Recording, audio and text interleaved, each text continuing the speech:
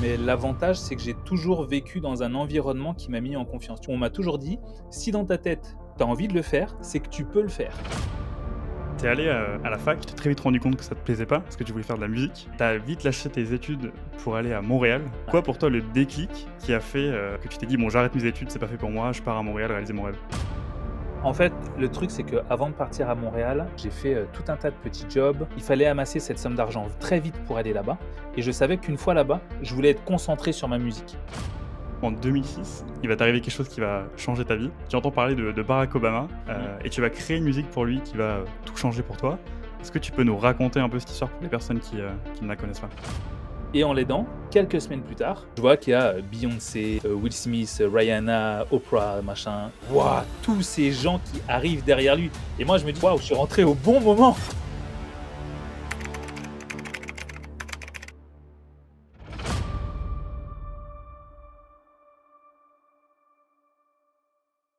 Rapidement, il y a un truc qu'il faut que je te dise. Tu fais peut-être partie des plus de 80% qui vont regarder ce podcast et qui ne sont pas abonnés à cette chaîne. Si tu peux prendre 3 secondes de ton temps pour t'abonner, peu importe si tu écoutes ça, que ce soit Spotify ou YouTube, ça sert énormément pour 3 choses. Déjà, premièrement, pour avoir des invités de plus en plus prestigieux et intéressants pour toi, dans le but de toujours apprendre toujours plus. Deuxièmement, ça permet de rendre accessible à tous l'éducation financière, qui est un sujet super important.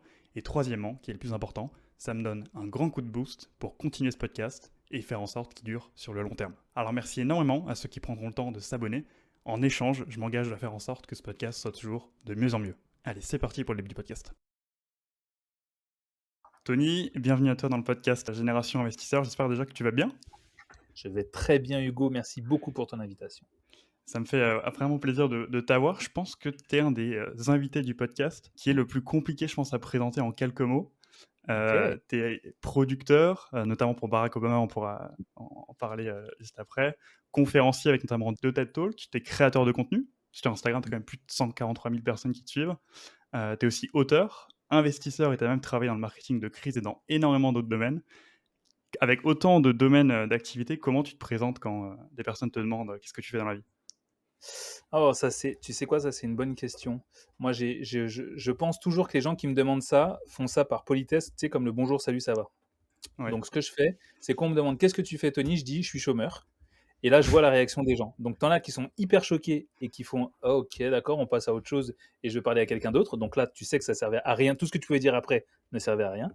Et il y a des gens qui disent: «Mais non, mais comment ça? Mais explique-moi ce que tu fais». Et donc là, je commence à parler et puis je vois leur intérêt. Et si je vois un vrai intérêt, une vraie discussion, là, je leur explique et je leur explique que, ben, je suis tout simplement entrepreneur, que moi, mon truc, c'est, créer des business, qui créent de l'argent, créer des équipes autour de ces business, trouver les meilleurs à chaque fois dans leur domaine de façon à ce qu'ils puissent m'accompagner dans ces business-là. Et donc effectivement, quand on le dit comme ça, on a l'impression qu'il y a plein d'activités, mais en vrai, il n'y a qu'une seule activité, c'est celle d'entrepreneur, quoi. Tu as fait beaucoup d'activités, même avant d'être entrepreneur, pour parler un peu de ton parcours. Tu es né sur une petite île dans les Caraïbes qui s'appelle Désirade, à côté de la Guadeloupe, c'est ça? Exactement. Ouais, c'est près de la Guadeloupe. Et tu as grandi dans le 93. J'aimerais bien savoir aussi un peu, quand je reçois des invités qui ont un aussi grand parcours que le tien, ton enfance, que ce soit en termes d'éducation, etc. Comment ça s'est passé ton enfance de ton côté? Bah, moi, j'ai vécu dans une famille très, alors pas pauvre, mais très modeste, très très modeste. Ok. Et mais l'avantage, c'est que j'ai toujours vécu dans un environnement qui m'a mis en confiance. On m'a toujours dit: «Si dans ta tête, tu as envie de le faire, c'est que tu peux le faire». Et donc ce qui fait que j'ai une grande confiance en moi. Donc même s'il y a plein de choses que je pense qu'on aurait pu avoir, moi, frères et sœurs, petits, il y a une chose dont on n'a pas manqué, c'est d'avoir des parents qui avaient un super mindset et qui me l'ont, j'ai été biberonné à ça, quoi. Tu es allé à la fac, mais tu t'es très vite rendu compte que ça te plaisait pas, parce que tu voulais faire de la musique quand tu Ouais, étais plus jeune. Et tu as vite lâché tes études pour aller à Montréal. Tu ouais, dis que c'est un pays dans lequel les musiciens sont considérés comme des stars. C'est quoi ouais. pour toi le déclic qui a fait que tu t'es dit: «Bon, j'arrête mes études, c'est pas fait pour moi, je pars à Montréal réaliser mon rêve»? Ouais, en fait, le truc de la fac, c'est que la fac, ça a été une aventure éphémère entre elle et moi. Ça a pas duré beaucoup de temps parce que pour moi, ce que je voulais, c'était faire de la musique, aller vivre à l'étranger, parler d'autres langues, rencontrer d'autres gens. Moi, c'était vraiment mon truc. Et donc, du coup, la fac, c'était une prison, quoi. Donc, je pense que c'est bien pour certains, c'est pas fait pour moi. Ouais. Tu décris un peu dans ton histoire quand t'as parti comme ça à Montréal que t'as dû te débrouiller à faire énormément de jobs à côté pour payer ton loyer. Euh, Ouais. Est-ce que tu peux nous raconter un peu cette période où t'es arrivé à Montréal, où t'as dû te débrouiller vraiment de A à Z pour payer ton loyer, etc. et tes charges? Ouais. En fait, le truc, c'est qu'avant de partir à Montréal, j'ai fait tout un tas de petits jobs. J'ai fait chauffeur, j'ai livré des trucs, j'ai bossé, je me rappelle, dans une épicerie. Franchement, j'ai fait tout un tas de petits jobs. C'était top. Le seul problème, c'est qu'il fallait amasser cette somme d'argent très vite pour aller là-bas. Et je savais qu'une fois là-bas, je voulais être concentré sur ma musique. Donc, une fois arrivé là-bas, ben, j'avais cette petite somme d'argent. Je me rappelle, c'était 5 000 euros. C'était 5 000 euros que nous demandait l'ambassade. Et j'ai vécu avec 5 000 euros pendant extrêmement longtemps. J'en suis plutôt fier parce qu'aujourd'hui, 5 000 euros, ça va vite. Et donc, du coup, le truc, c'est que pour pas toucher cet argent, même si je voulais me concentrer sur la musique, bah, j'ai dû donner des cours de français, j'ai dû donner des cours de piano, histoire de me faire un peu de sous pour me dire, OK, je vais juste donner des cours et suffisamment pour avoir mon loyer. Et dès que j'ai mon loyer, OK, et assez à manger, OK, c'est bon, maintenant, on se concentre. Donc, je donnais un minimum de cours pour payer le loyer et à manger. Donc, je mangeais pas Ok. grand-chose, hein. Ouais, tu racontais que tu vendais des imprimantes, des espaces publicitaires dans des magazines. Tu as vraiment fait énormément de choses. C'est quoi Ouais. pour toi dans ces petits jobs-là que tu as fait, la meilleure expérience que tu vécue là-dedans? Tu vois, quand tu mènes une vie d'entrepreneur, quand tu mènes une vie de musicien comme celle que j'ai vécue, le plus gros souci des entrepreneurs, ils vont tous le dire, c'est l'isolement. Le fait d'être seul dans sa chambre, chez soi, dans son canapé, dans un bureau que tu loues, dans un café où tu vas bosser pour pas être chez toi. Et en fait, tu es comme ça, avec ton casque, et tu es en train de bosser seul. L'isolement, c'est ce qu'il y a de pire, parce que à cause de ça, tu ne crées pas de lien et tu perds du lien social, tu perds de la réalité de marché, la réalité de terrain, tout bêtement, hein. Et, euh, et moi, l'avantage de bosser, moi, le grand avantage que je retrouve dans le fait d'avoir donné des cours, vendu des imprimantes, appelé des boîtes, vendre des espaces publicitaires, c'est que je gardais une vie sociale quand même et je rencontrais des gens. Et Ok. ça m'a permis de toujours avoir une bonne réalité du marché. T'es même l'auteur d'ailleurs à ce sujet-là, tu me fais penser du livre Construire un réseau à partir de zéro. Donc là, Mhm. on rentre complètement dans ce domaine-là. Pour te donner une idée, les personnes qui écoutent mon podcast ont 70% entre 20 et 30 ans. Euh, Ok. Quand on a cet âge-là, quand on est jeune, on commence de zéro. Comment on fait pour se créer un bon réseau? Ouais, ça, c'est facile. Ça, c'est hyper facile. Le truc, c'est que, tu vois, la plupart des personnes se disent, je veux, je dis n'importe quoi, je veux être le plus gros podcasteur du monde ou de la francophonie. Bon, moi, je parle tout de suite du monde. Francophonie, trop petit. Ok. Je connais pas ouf, trop petit, du monde. Ok, qu'est-ce qu'il faut que je fasse pour ça? Ok, euh, je vais regarder quel est le point commun de tous ces gens-là. En fait, le truc, c'est que quand tu veux te faire un réseau, regarde le plus gros de ton réseau, le gars le plus gros qu'il y a dans ton métier, dans ton secteur, pardon, et dis-toi comment est-ce que je peux copier ce gars-là. Et donc, bon, ok, ben, il rencontre des gens, il va à des événements. Je vais aller à des événements. Il est invité pour parler à certains endroits. Ok, ça veut dire qu'il faut que je sois invité ou au moins que j'aille sur ces endroits-là. En fait, c'est simple. Tu vas regarder partout où tes clients ou tes partenaires vont, hors de leur travail, et c'est là où tu dois être. Et tu sais tout simplement ce qu'il faut faire. Donc, tu veux être le plus gros podcasteur? Déjà, il faut sortir un podcast. Il faut inviter des gens qui sont connus. Il faut inviter des gens qui font notoriété sur leur domaine. Ça veut dire qu'ils font des événements, des lieux, des conférences. Tu dois être sur place. Tu dois aller échanger avec les autres. Et en fait, c'est comme ça que tu as un contact, deux contacts, trois contacts. C'est en sortant de chez toi. Laisse-moi juste t'interrompre quelques secondes ce podcast pour en fait t'offrir quelque chose, pour te remercier de l'intérêt que tu portes à mon contenu, mon podcast et mon blog. En fait, j'ai un livre qui s'appelle Jeune et riche, ton plan d'action pour te mettre à épargner et investir en moins d'un mois. Ce livre, tu vas le trouver en fait en description pour le télécharger 100% gratuitement. Dans ce livre, tu vas apprendre plein de choses, entre autres des techniques pour te mettre à épargner efficacement tous les mois, même quand tu as un petit revenu. Tu vas aussi apprendre les bases pour réaliser tes objectifs les plus ambitieux et te mettre enfin à investir et à épargner massivement. Et enfin, 11 ressources pour aller plus loin et te former sur l'investissement et l'épargne. Tout ce que tu as à faire, en fait, c'est de cliquer sur le lien en description de ce podcast et de me renseigner l'adresse mail sur laquelle tu veux que je te l'envoie, et tu vas recevoir dans quelques secondes cet e-book gratuit. Allez, c'est reparti, on reprend le podcast. C'est super intéressant. Pour revenir un peu à ton parcours en 2006, il va t'arriver quelque chose qui va changer ta vie. Total. Tu entends parler de Barack Obama, et à ce moment-là, Barack Obama, il est un complet inconnu. Mm. Et tu vas créer une musique pour lui qui va tout changer pour toi. Est-ce que tu peux nous raconter un peu cette histoire pour les personnes qui ne la connaissent pas?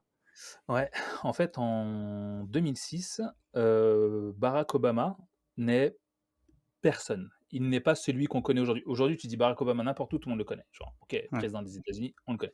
À cette époque-là, personne ne sait ce qu'il est. Même les Américains ne le connaissent pas, sauf ceux qui vivent à Chicago, sauf ceux qui ont vaguement entendu parler d'un sénateur qui s'appelait Barack Obama, qui était noir, comme tant d'autres.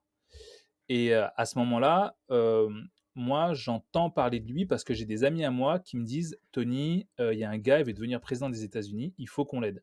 Je dis: «OK, quel est le lien avec moi?» Ils m'ont dit: «Bon, on sait que tu as accès à des studios, on sait que tu fais de la musique et on a besoin d'une musique pour la campagne et tout ça. Est-ce que ça te dirait? On cherche une musique, il faut que ça touche les jeunes, faut». OK, bah, OK, et après du coup, ils m'ont dit: «Bah, regarde à la télé, il va passer», et c'est là que je fais connaissance avec Barack Obama et je me dis, enfin, je fais connaissance à la télé avec lui et je me dis: «Waouh, putain, ce gars-là, il est incroyable, moi je moi rien n'était dans mon intérêt. Je suis français, je fais ça gratos, d'accord?» Donc ouais. du coup, moi, à cette époque-là, je dis: «OK, franchement, j'aime l'énergie du gars, j'aime son style, j'aime sa vibes, j'ai envie de faire un truc pour lui, même si je n'ai aucun intérêt, je vais le faire», et d'une certaine manière, dans ma tête, je me dis: «Je vais l'aider».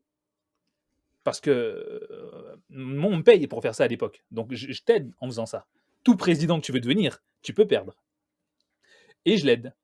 Et en l'aidant, quelques semaines plus tard, je vois qu'il y a Beyoncé, Will Smith, Rihanna, Oprah, machin, will.i.am. Je dis: «Waouh, tous ces gens qui arrivent derrière lui». Et moi, je me dis, tu sais, moi, je suis rentré genre, et je me dis: «Waouh, je suis rentré au bon moment, Ouais, le au timing est bon parfait, moment». ouais. Mais grave, le timing, il est incroyable. Et derrière, il devient président. Ouais. Et moi, ma carrière, forcément, elle prend une accélération fulgurante parce que c'est le petit Frenchie qui a créé un son pour la campagne du président américain. Et c'est ce que je dis très souvent, c'est que aider un inconnu, peut-être qu'il deviendra président. Et là, pour le coup, tu vois, j'ai aidé un gars parce que j'avais un peu de temps, parce que je me dis, vas-y, ok. Et puis le mec est devenu président. Et ça a beaucoup aidé dans ma carrière. Et tu vois, ça fait, c'était 2008, donc 2018, ça fait 10 ans. Et on est aujourd'hui, donc ça fait encore longtemps et on en reparle toujours, quoi. Je retrouve ce conseil un peu chez pas mal de personnes qui ont eu du succès, peu importe le domaine, de avant voilà, avoir un produit, quelque chose que tu vas faire payer cher, le côté rendre service, aider les gens gratuitement pour te Mm. former, etc., pour apporter de la valeur aux gens, c'est quelque chose que je retrouve dans énormément de parcours de personnes qui ont eu du succès. Est-ce que tu penses que c'est une des clés quand on est jeune de, ok, peut-être qu'aujourd'hui, j'ai pas envie, voilà, je sais pas, moi, j'ai des compétences je suis un fan de jardinage, bah, je vais rendre service à des gens, je vais toquer chez les gens, je vais sonner chez eux et je vais leur proposer de faire la première fois quelque chose de complètement gratuit, nickel. Mm, mm. Et s'ils décident après de travailler avec moi, on va le faire sur le long terme. C'est un exemple très bête, mais j'ai l'impression qu'on retrouve ça chez beaucoup de gens. Ce côté, je vais te donner quelque chose complètement gratuitement, et Ouais. ensuite ça va être à toi de voir si tu as envie de continuer à travailler avec moi ou pas. Et je crois que c'est même un conseil qu'on a dans le livre Comment se faire des amis de Dale Carnegie, qui est Mm, d'ailleurs un livre qui a énormément inspiré Warren Buffett. mm. Tu penses quoi de ce conseil-là? Tu penses qu'il faut travailler gratuitement avant de charger? Enfin, de Alors, oui et facturer non. plutôt? Oui et non. Oui, il faut le faire. Alors, je vais commencer par le non. Pourquoi non, il faut pas le faire? Non, il faut pas le faire parce que en t'habituant à le faire trop souvent gratuitement, dans ta tête, tu dévalues ta valeur et tu dis: «Mais si on m'a jamais payé pour ça, pourquoi lui, il me donnerait 5 000 €?» Et donc tu vas dévaluer ta valeur. Donc faut pas le faire trop longtemps, autrement dans ta tête, ça va changer un truc, tu vas te rabaisser. Mais oui, il faut le faire, et pourquoi? Parce que dis-toi que déjà, si tu reçois quelque chose gratuitement, c'est que c'est toi le produit. Toujours. Facebook, c'est gratuit, c'est toi le produit. On te donne un truc, «Ah tenez, essayez ça», c'est toi le produit. Donc c'est intéressant de le faire gratuitement parce que déjà, d'une certaine manière, tu vas commencer à transformer la vie des gens grâce à ton produit ou résoudre un problème. Et en le faisant, moi, entrepreneur, à toi, Hugo, je vais dire: «Eh tiens, je vais faire ton jardin gratuitement». Toi, tu vas dire: «Oh cool, il me fait mon jardin gratuitement». Mais en vrai, pourquoi c'est toi le produit? Je vois en combien de temps je peux le faire. Je vois qu'est-ce que ça m'a demandé. Je vois quel effort ça a mis. Derrière, grâce à ça, je peux savoir combien je vais le faire, combien je vais le facturer vraiment. Et donc toi, en l'ayant eu gratuitement, d'une certaine manière, tu as été mon produit. C'était j'ai testé sur toi. Toi, tu dis: «Oui, mais moi, c'est cool, moi, ça m'a rien demandé». Oui, mais j'ai testé sur toi. De la même manière, si je te dis: «Bon, bah, là, je sors ma formation, je te l'envoie à un prix, moindre que tous les autres. Par contre, je vais te demander de me faire un avis». C'est toi le produit, encore une fois. Donc oui, il faut aussi le faire gratuitement. Parce que ça va te permettre d'apprendre plein de choses sur ta clientèle, plein de choses sur toi-même. Et en plus de ça, l'avantage, c'est que derrière, tu pourras transformer ces gens-là, enfin les potentiels prochains clients plus facilement. Donc oui, Ok, il faut le faire. ok, intéressant. Pour en revenir aussi un peu à ton parcours, tu es ensuite revenu en France suite à Ouais. cette histoire avec Barack Obama. Tu as précisé dans une vidéo qu'à ce moment-là, tu étais dans une phase compliquée financièrement. Est-ce que tu peux peut-être nous expliquer un peu comment ça s'est passé à ce moment? Mmh. Ouais. Phase compliquée, chose que j'ai très longtemps cachée à mes parents, que j'ai très longtemps cachée à mes amis, très longtemps cachée tout court. J'ai jamais parlé de cette période. J'en ai parlé qu'il y a quelques années, parce que je faisais un passage télé et qu'on m'avait demandé de venir témoigner là-dessus, puisque c'était quelqu'un que je connaissais qui connaissait mon histoire. Et le truc, c'est que comme le dit très souvent et très justement, comme le disait plutôt très justement Bob Marley, nul n'est prophète dans son pays. La preuve pour Bob Marley, il était rien en Jamaïque, il est arrivé en Angleterre, il est devenu une star internationale. Moi, c'est l'équivalent, mais à l'envers, c'est-à-dire que j'étais une star aux États-Unis, à Montréal. Et quand je suis revenu en France, donc j'ai fait l'effet inverse, je suis revenu, rien. Et là, en fait, une vie financière extrêmement compliquée. Je suis devenu SDF vraiment du jour au lendemain. SDF, la vraie définition de sans domicile fixe et que je dors dehors. Tu vois, pas je dors chez des amis. Et donc, du coup, ça a été une période très dure. Je pensais pas que ça pouvait arriver aussi facilement. Je pensais pas que la veille, tu dors chez toi, là, par exemple, toi, et dis-toi, demain, tu vas dormir dehors et toutes tes affaires, tu les verras plus, tu n'auras plus rien. Et en fait, le truc, c'est que bon, alors ça m'a traumatisé, certes, mais je ne pensais pas que c'était réel. Je pensais que c'était petit à petit. Non, là, ça m'est arrivé, c'est arrivé très brutalement, très vite. Évidemment, quand tu dors dehors ou sur des bancs, bah, tu commences à discuter avec des gens aussi à qui arrivaient les mêmes choses que toi. Et tu te rends compte que, en fait, pour la plupart, c'est arrivé très vite, très brutalement, suite de mauvais choix. Et donc, quelques temps avant, j'étais aux États-Unis, à Montréal, adulé d'une certaine manière par mes pères.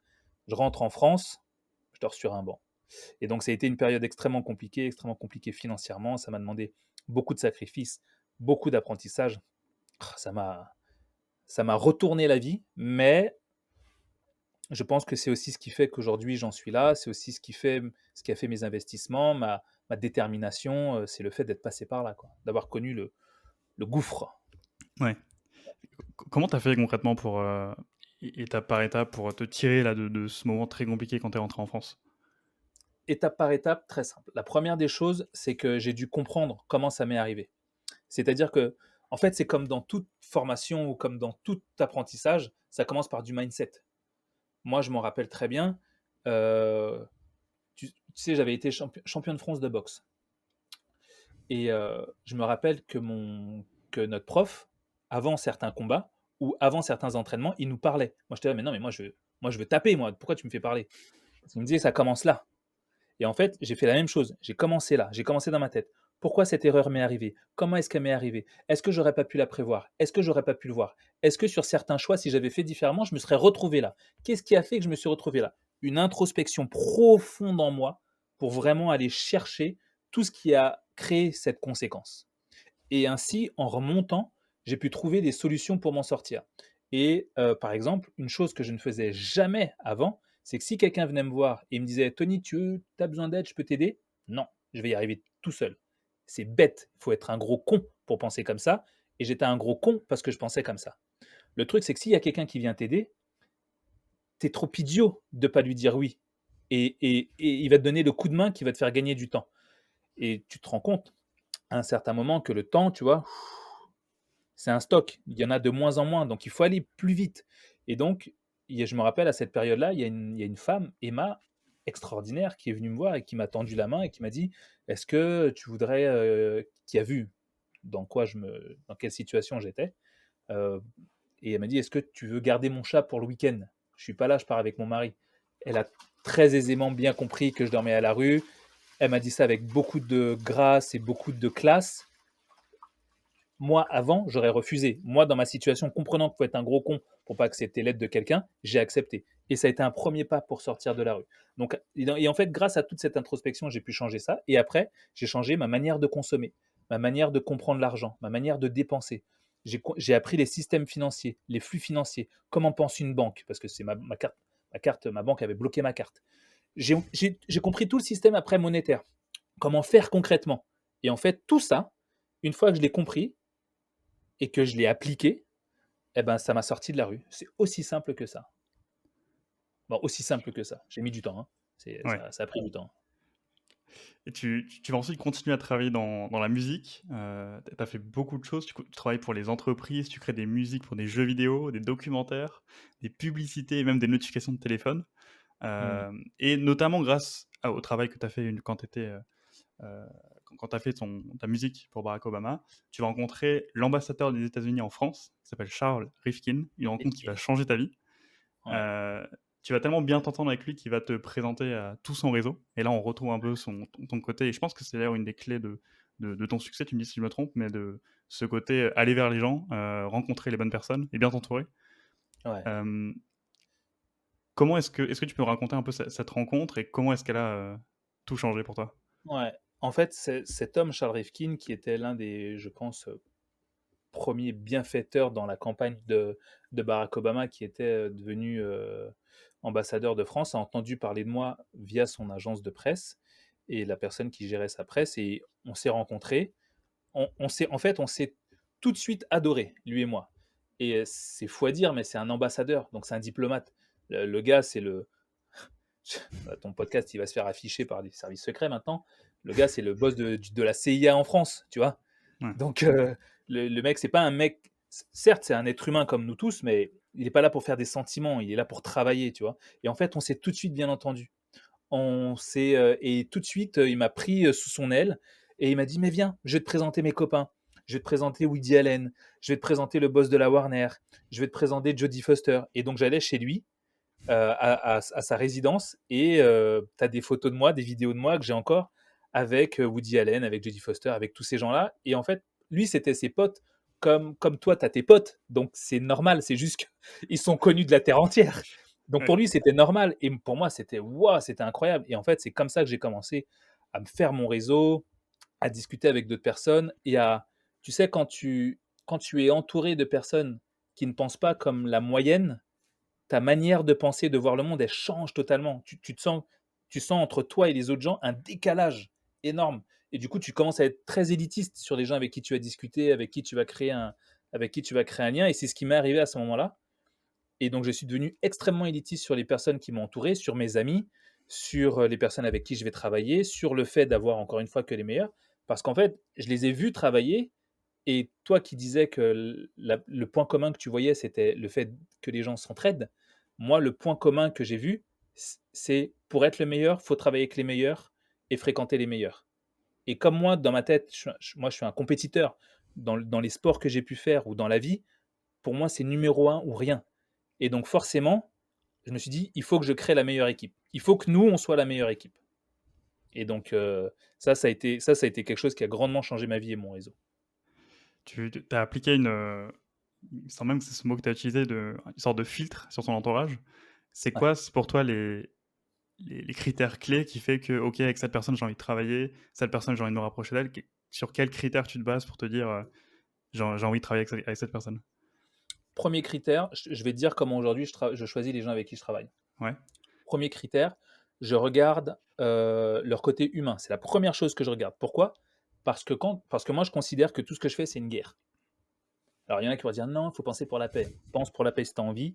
Moi, c'est une guerre. Parce que je suis un pirate et qu'on fait la guerre. Et donc, du coup, je pense, est-ce que cet être humain qui est là, s'il y a la guerre, est-ce qu'il va être avec moi? Si j'ai une jambe en moins, est-ce qu'il va me porter? Ou est-ce qu'il va me laisser, il va quitter le navire? Qu'est-ce qu'il va faire? Donc, je vais regarder quel type d'être humain tu es. Ça va être mon premier critère. Mon deuxième critère, je vais regarder est-ce que tu es capable de travailler sur la pression. Donc, je vais te donner des trucs à faire. Je vais te mettre une pression de fou et je vais voir est-ce que tu tiens. Parce que quand c'est la guerre, il y a encore plus de pression. Donc, je vais voir si tu tiens. Et ensuite, le dernier de l'éventail, qui n'est pas obligatoire, mais qui va grandement t'aider si tu veux travailler avec moi, c'est que je vais regarder est-ce que tu es bon dans ce que tu fais. Est-ce que tu as un sens du détail? Est-ce que tu vas chercher des trucs? Est-ce que tu t'instruis constamment sur ce que tu es en train de faire? Si tu n'es pas le meilleur aujourd'hui, c'est pas grave. Parce que si tu as la bonne attitude, je peux te faire rentrer, je vais te faire de toi le meilleur, t'inquiète. Mais si tu es le meilleur, bah alors là, mon gars, tu vas toucher les étoiles avec moi. Ta vie elle va être incroyable. C'est-à-dire que quand tu vas partir et que tu vas bosser dans d'autres équipes, tu vas être là, fade. Tu as pas de sensation. Ouais. Ça va pas chercher le mieux. C'est juste ce qu'il faut. Nous, c'est non. C'est comment on peut faire en sorte que ça ne s'est jamais fait. C'est ça qu'on peut faire. Mis à part, en fait, ton premier critère, on est quasiment que sur du mindset. Beaucoup, en Ouais, tout cas, sur du mindset. c'est vrai, Et, très vrai. et on retrouve ça d'ailleurs dans énormément de conseils que tu donnes, dans le contenu que tu fais. Pour revenir un peu à ton parcours, pour toi, j'ai l'impression que tu as rencontré tellement de gens. C'est impressionnant quand je me suis renseigné un peu sur ton parcours. C'est quoi pour toi les rencontres que tu as fait dans ton parcours qui ont eu le plus d'impact et pourquoi? Waouh, c'est une bonne question. Le plus d'impact. Euh, Il y a un homme. Ouais, oui, oui, oui. Si je cherche, oui. Il y a un homme qui a eu un impact incroyable dans ma vie. Je pense que si je prends tout le monde, je pense que Mhm. c'est avec mon père, parce que cet état d'esprit que j'ai, c'est mon père qui me l'a transmis, et ma mère. Mais il a été renforcé par un homme que j'ai rencontré une fois, Jérôme Frisera. Cet homme-là, c'était le conseiller de plein de boîtes, dont Rip Curl. C'était après Obama. Ce gars-là, je me rappelle à l'époque, je veux créer cette boîte et il vient me voir et il me dit, enfin non, je vais le voir et je lui dis, voilà, tu m'as été conseillé par quelqu'un, j'aimerais te rencontrer et j'aimerais que tu puisses me conseiller pour ma boîte. Il faut savoir que moi, j'ai fréquenté des gens incroyables. Pour moi, tu es un être humain, donc détends-toi, tu vois. Tu peux être tout boss que détends-toi. Et donc, mais le truc, c'est que je savais pas qui il était. Le truc, c'est que le mec, il était vraiment gros. Il était vraiment balèze. Et je me rappelle à l'époque, je vais le voir et je lui dis voilà, j'aimerais que tu puisses me conseiller pour ma boîte et tout ça. Il me dit mais Tony, tu sais pour qui je travaille, tu sais ce que je fais? Je dis oui, oui, tu m'as été recommandé par un gars dont la boîte elle a explosé. Il m'a dit il faut que j'aille te voir. Donc je viens de voir. Il me dit ok, il me dit mais t'as les moyens de me payer? Je dis je sais pas c'est combien. Et je me rappelle, ça m'avait choqué à l'époque parce que je gagnais pas beaucoup d'argent. Il m'a dit bah c'est simple, là sur un client de base, je vais être à 1 200 euros. Je lui dis ok, c'est-à-dire par mois, par comment? Pour la mission, petit sourire, petit sourire, par heure.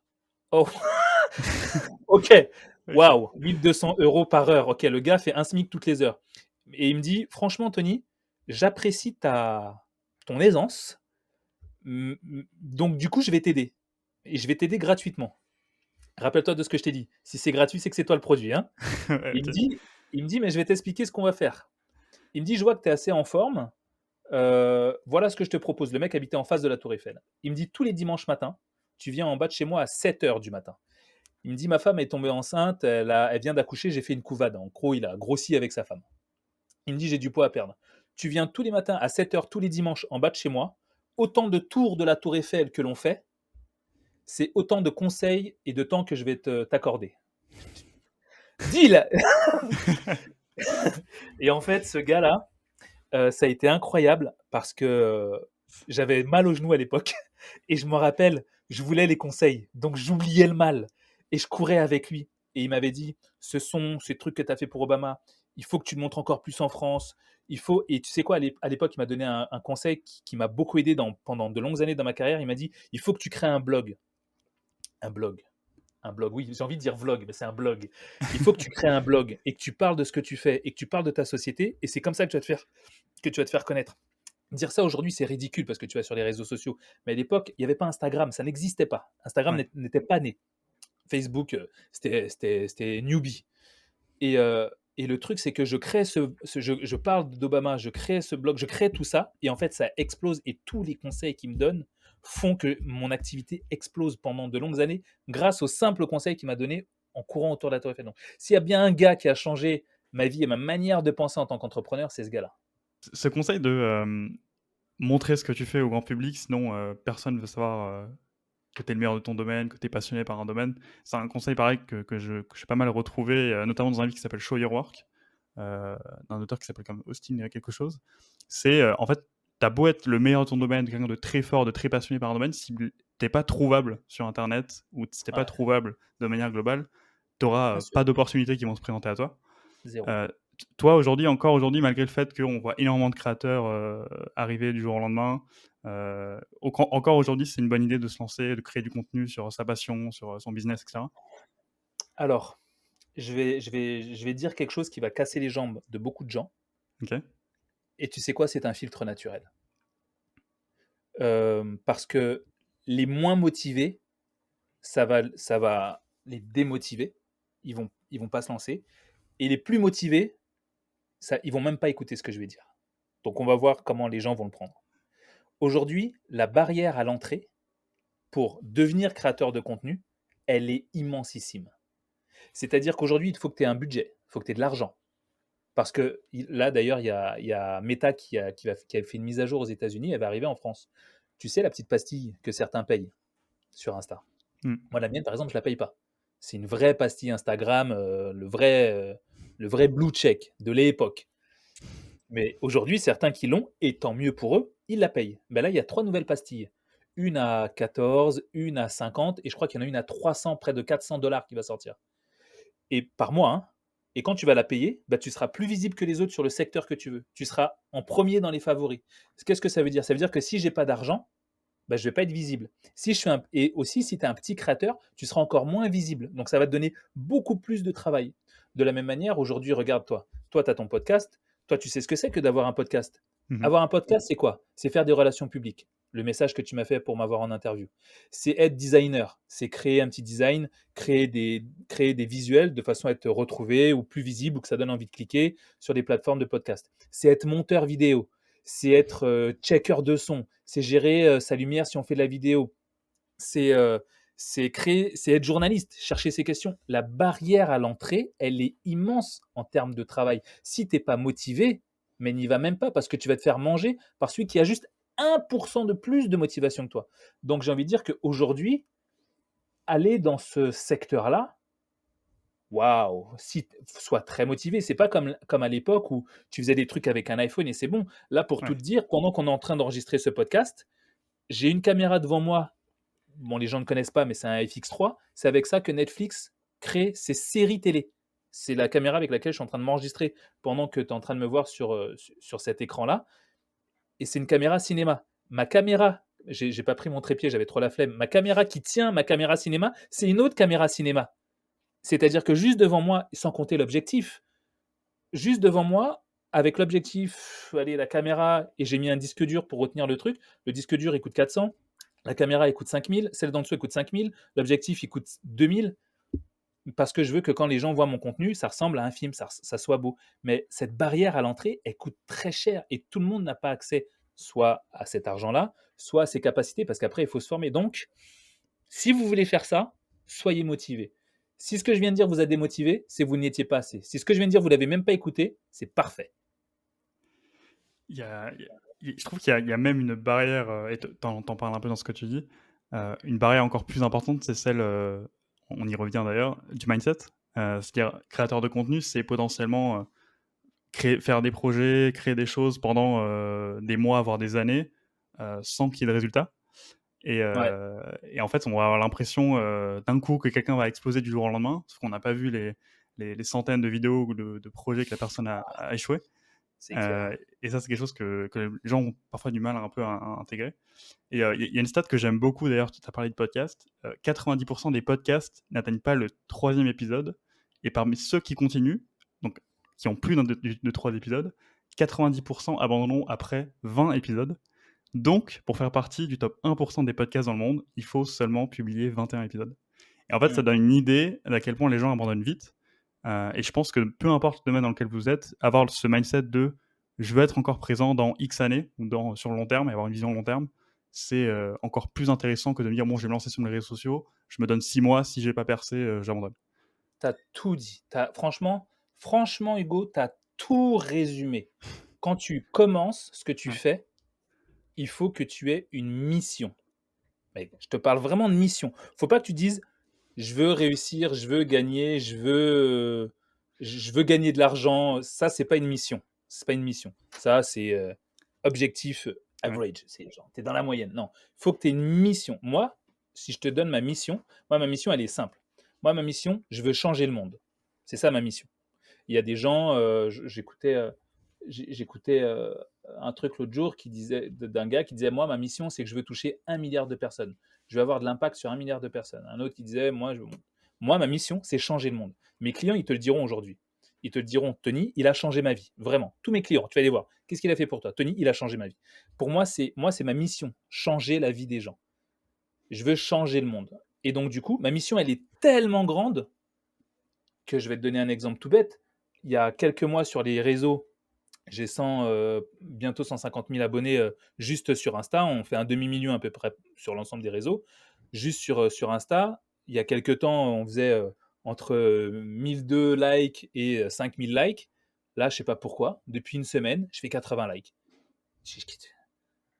Donc, ça veut dire que je touche moins de personnes. Donc, ça pourrait m'énerver. Je pourrais me dire, oh, pas beaucoup de likes, relou, j'arrête. Mais ma mission, elle est tellement grande qu'on s'en fout du nombre de likes. C'est Ouais. OK. Dans les 5000 personnes ou les 2000 personnes qu'on touchait avant, c'était top. Là, il y a eu une mise à jour méta. OK, on touche moins de personnes. C'est pas grave. Ma mission, elle est tellement haute qu'elle va au-dessus de tout ça. Et donc, si ta mission, elle est plus grande que le passage dans lequel tu es en train d'être aujourd'hui, normalement, tu n'abandonnes jamais.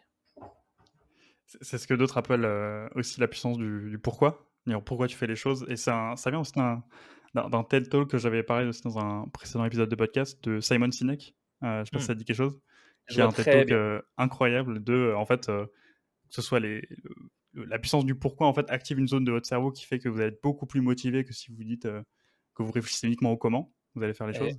c'est ça. Mais le truc, c'est que les Américains, le why Ouais, américain, il est plus fort que le pourquoi français. Pour nous, le ouais, pourquoi, c'est une question. Ça veut dire à cause de quoi je vais le faire. C'est ça notre traduction. Eux, ouais. le why américain, c'est mission, l'équivalent de la traduction. Donc c'est pour ça que quand on l'écoute, quand tu es assez ouvert d'esprit, tu comprends le why et tout ça, mais en vrai, il faut le traduire par mission. Ça Ouais, change tout dans la tête d'un Français. exactement. Exactement. Et pour toi, on a parlé un peu avant d'échecs, tu t'en as partagé là un petit par exemple sur Instagram où tu vois une petite baisse ou autre, et je trouve ça c'est un mindset aussi qui est très présent dans les pays anglophones, mais pas assez en France.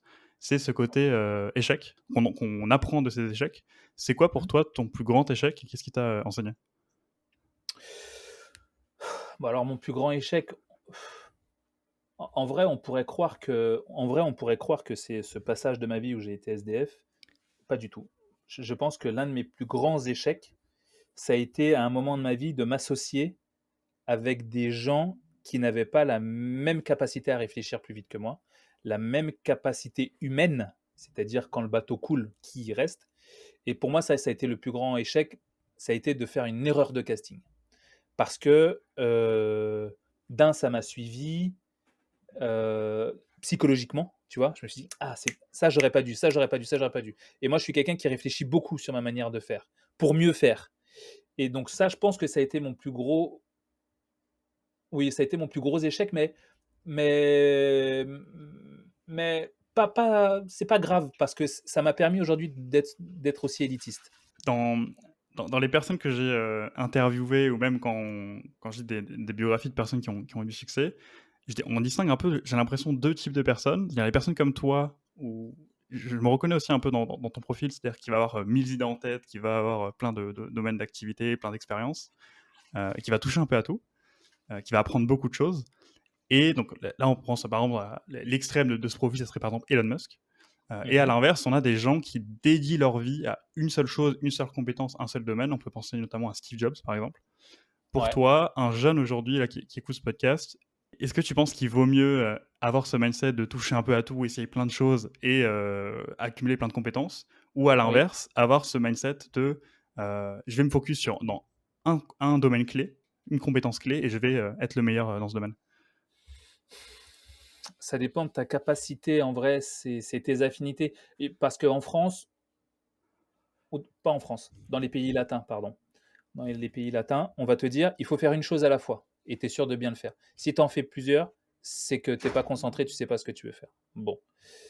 Les gens qui vont souvent me dire ça sont des gens qui ont un esprit de salarié. C'est-à-dire qu'ils savent qu'il faut faire une tâche à la fois et qu'il ne faut pas en faire 10 parce qu'ils sont en plus de ça payés pour ça et depuis de nombreuses années. Quand tu es entrepreneur, comme quand tu es podcasteur, comme quand tu es créateur de contenu, tu as appris à être journaliste, graphiste, vidéographe, tu gères tes relations publiques, tu es ton propre comptable, tu vois. Donc, tu sais que faire 1000 choses à la fois, c'est juste une journée banale, un lundi comme un autre. Donc, si toi, dans ton truc, dans ton idée, c'est tu as envie de faire plein de choses à la fois et que ça t'anime, ok, comme moi, fais-le. Moi, si tu me dis, Tony, tous les jours, tu vas faire un truc, waouh, moi, je me connais, hein. Au bout de 20 minutes, je vais m'ennuyer. Donc, il faut vite me stimuler intellectuellement parce que moi, j'ai envie de me barrer, tu vois. Moi, Ok. généralement, des fois, l'autre jour, on était avec des potes, c'était un truc super. On est allé à la sortie de la dernière Aston Martin. On était tous ensemble, on était avec des potes, on discutait. C'était super, les performances de la voiture. On discutait avec les gens d'Aston, machin, machin. C'est super, c'est génial. Au bout de 20 minutes, j'ai fait bon, bah, c'est bon, on peut se casser maintenant parce que c'est bon, on a fait le tour.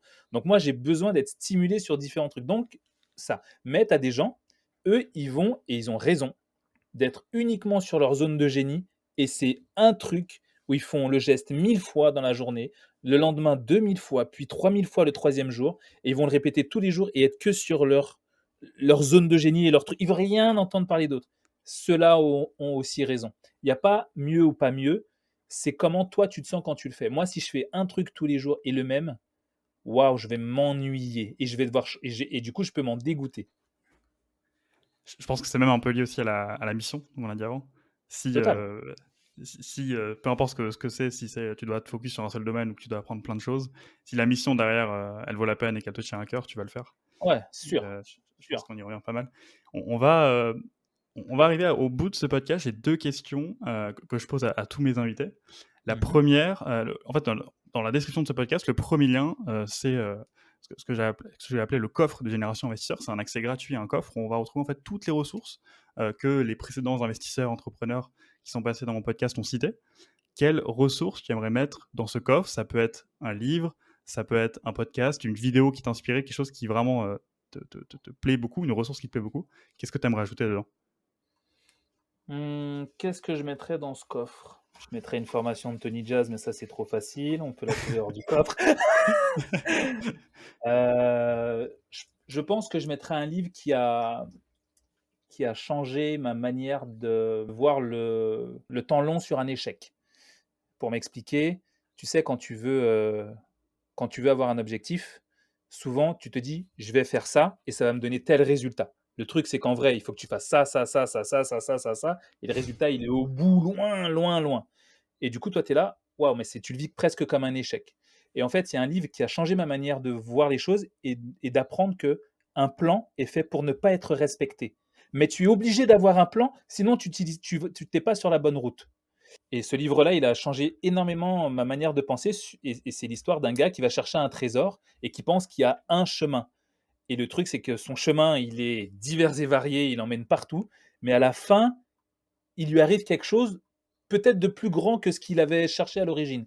Et ça, je pense que tout entrepreneur devrait le lire juste pour activer la case dans sa tête. Si ça se fait pas comme tu l'as décidé, t'inquiète, ça va se faire juste différemment. Mais tiens le coup, quoi. Parfait. Bah, écoute, j'ajouterai ça dans le coffre Génération SR. Donc, c'est le premier lien que les gens peuvent télécharger dans la description de Yes. ce podcast. Et la dernière question que j'ai à te poser, que je pose à tous mes invités, c'est est-ce que tu penses que l'argent fait le bonheur? 99,9% des problèmes se règlent avec de l'argent. Pour avoir été SDF et dans la rue, je peux te dire que sans argent, tu connais vraiment le malheur profond de quelque chose que je ne souhaite absolument à personne, sauf peut-être à mon pire ennemi. Oui, parce que généralement, les gens ne souhaitent rien à leur pire ennemi. Moi, si. Moi, je ne suis pas oublié que je suis un pirate, moi. Donc, je pense que l'argent, oui, l'argent. Alors, je suis pas dans ce truc de l'argent y contribue. Non, non, l'argent, ça fait le bonheur. Je te jure que l'argent, ça fait le bonheur. L'argent, avoir de l'argent, vivre confortablement, ne pas se soucier du prix des choses quand tu les achètes. Ouais, ouais, ouais, l'argent, ça fait le bonheur. Ça fait le bonheur. Ça te donne accès à des choses auxquels tu n'aurais pas pu avoir accès. Donc oui, oui, faites de l'argent, dépensez-le, brûlez-le, mais brûlez-le dans des choses que vous allez kiffer, tu vois. Mais investissez-le intelligemment, cramez pas tout. Et surtout, moi, c'est quelque chose que je fais, c'est que je redistribue.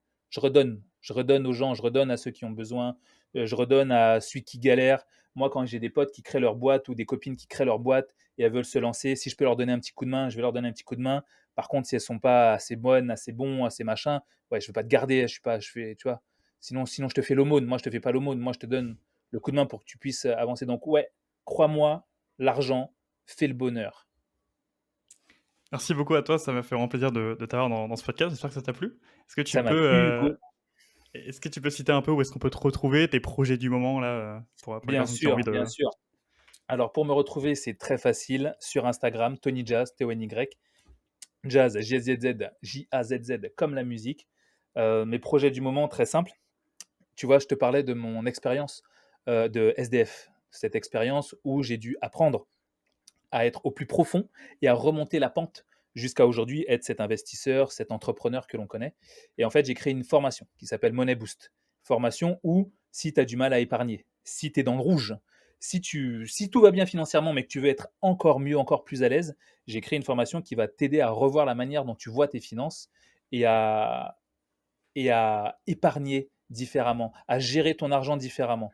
Et c'est un gars qui est parti de zéro de la rue qui l'a créé. Donc je pense que la légitimité est, Ouais. est toute acquise. Mais l'idée est très simple, c'est que moi je vois dans ma population et je vois dans les entrepreneurs que j'ai connus, il y en a qui vivent pas franchement hyper bien parce qu'ils essayent de faire de leur mieux, c'est des bouts de chandelle parce qu'ils veulent que leur boîte fonctionne. Donc la manière de voir l'argent, la manière de gérer leur argent, ils ne l'ont pas.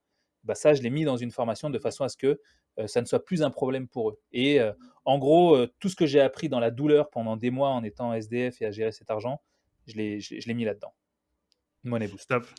Merci beaucoup à toi. Je mettrai aussi ça en description. Merci Je te Hugo. souhaite le meilleur pour la suite. Avec joie. Le meilleur pour ton podcast aussi. À la prochaine. Juste avant de partir, tu trouveras dans les 2 premiers liens de la description de ce podcast 2 cadeaux 100% gratuits. Le premier cadeau, c'est le coffre de Génération Investisseur. Tu retrouveras à l'intérieur toutes les ressources qu'ont mentionné les investisseurs inspirants que j'ai interviewés dans tous les épisodes de mon podcast. Ça peut être des livres, des articles auxquels ils ont fait référence, des vidéos, etc. Tu trouveras tout ça dans le coffre de Génération Investisseur. Le deuxième cadeau que j'ai à t'offrir, c'est mon e-book offert Je n'ai riche. Tu trouveras à l'intérieur tout ce que j'aurais adoré savoir quand j'ai commencé à investir et à épargner mon argent. En plus de ça, à la fin du e-book, j'ai renseigné 11 ressources solides qui m'ont permis de me former sur les finances personnelles gratuitement. Et enfin, moi je détestais ça quand je regardais des vidéos et que les youtubeurs disaient ça à la fin, mais en fait je me rends compte que c'est super important. Merci à la minorité qui vont prendre le temps de s'abonner, commenter et liker cet épisode. Et si t'écoutes ça sur Spotify, n'oublie pas les 5 étoiles. Allez, merci à toi et on se retrouve lundi prochain pour un nouvel épisode de Génération Investisseur.